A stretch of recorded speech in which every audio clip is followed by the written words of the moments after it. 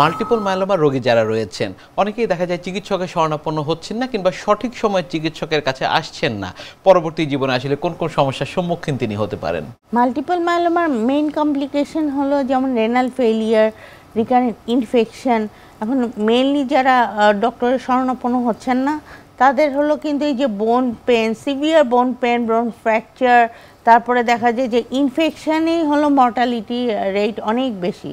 এই ইনফেকশন হয়েই আমাদের ম্যাক্সিমাম মাল্টিপল মায়োলোমা পেশেন্টরা মারা যায়।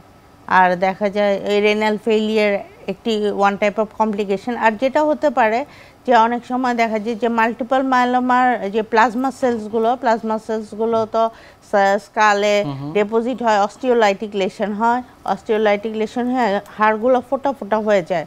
তারপরে যে ভার্টিব্রা কলামে বোনগুলো ইনভলভ হয়ে যায়, পোকার মতো খাওয়া হয়ে যায়। তারপর সিভিয়ার বোন পেন হয়। আর অনেক সময় দেখা যায় যে মাল্টিপল মায়োলোমার যে ক্যান্সারাস প্রলিফারেশন হয়ে স্পাইনাল কর্ড কম্প্রেশন হয়, স্পাইনাল কর্ড কম্প্রেশন হয়েও পেশেন্টের কিন্তু মর্টালিটি রেট আছে।